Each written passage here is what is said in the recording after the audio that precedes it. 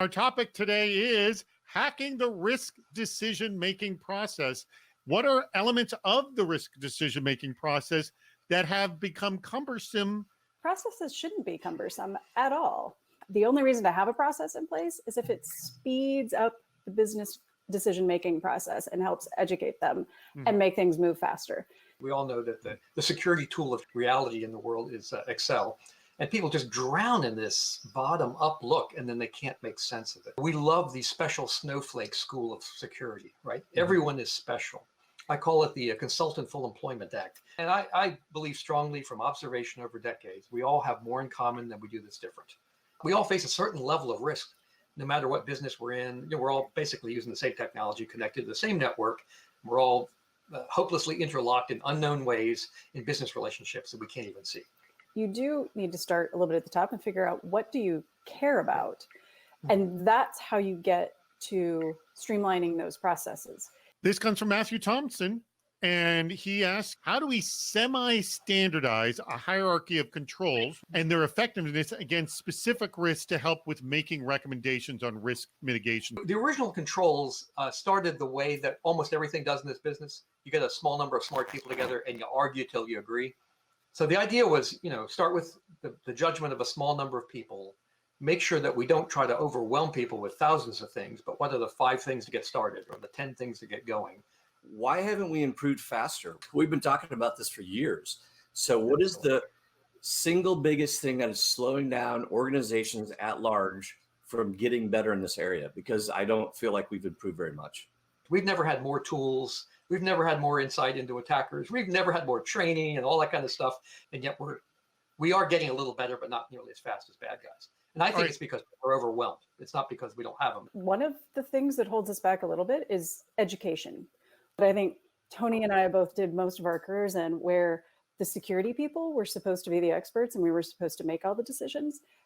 And that's not the case anymore. We can't do that because you're dealing with cybersecurity risk as a business decision. So we have to help educate. We have to stop hoarding our security knowledge, right? We need to be more generous with that knowledge and make sure everybody knows the same things we do. Well, that's kind of the whole point of this darn thing. You get a correct answer for that. Good job, Marnie. Here's a good question from David Lagasse, and he asks, what risks can I bring to business and process owners that actually have a low security awareness? I think a lot of times though, businesses aren't necessarily aware that talent risk is also a cybersecurity risk, right? The more regrettable losses you have, the more apt you are to be losing tribal knowledge. Where do you draw the line on decision making related to risk, likelihood/frequency? I've seen situations where things have popped to the top as oh my God, this is a critical risk because the likelihood is so high. The likelihood says this is going to happen any minute. And the reality is the thing's been there for 6 months. So if it's going to happen any minute, it shouldn't have happened already. And now we are time for the bad ideas. Assume that a CISO can talk risk, but not be talking about money at all. Why bring in $1 million consultants? Just hire the right wizard and get them to work, do what they say. Correct. Never be open to taking a new approach because what's in place now has worked for the industry for years. Do not be the lonely antelope wandering off the edge of the herd, right? You get picked off by the bad guys. Follow the numbers. There's safety in those numbers. Require signatures from all C-suite personnel on all risk decisions. It gets me all sorts of visibility with everybody in the C-suite a couple times a week as I go around and collect physical signatures for everybody. Refresh your risk register annually by deleting all the risks on the last day of the year, December 31st at the very last second, and then start again with a fresh template on January 1st. I think that's a fantastic idea because if you delete the risks, they go away and I don't have to deal with them anymore. I don't have to go to the board and say we still have all these risks outstanding. It's fantastic. The greatest danger for these boards is, let's call it risk fatigue.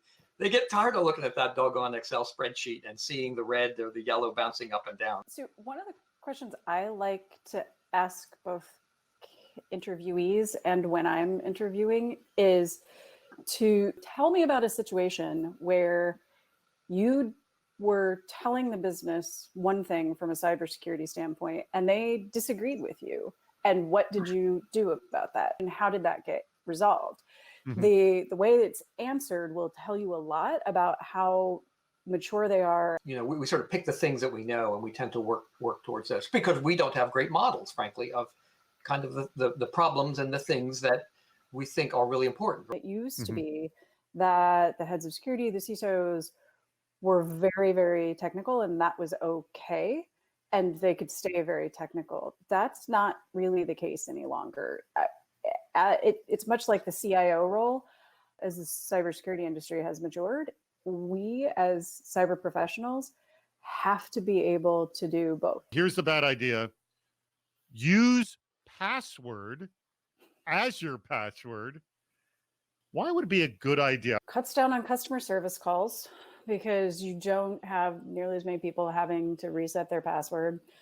My theory is if you have the password of password, it forces all of your other security programs to essentially level up.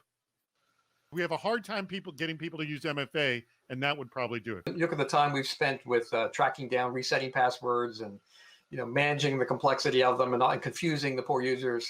When we think of this risk decision-making business, good defense also says you have to have a defensive strategy. You have to assume whatever defense you have, the wily adversary is lying, cheating, and stealing their way around it. Please do me a favor, everyone. Tell your friends about these weekly CISO Series video chats. If you go to CISOseries.com, there is a link right at the top. Thank you again, everybody. Signing out.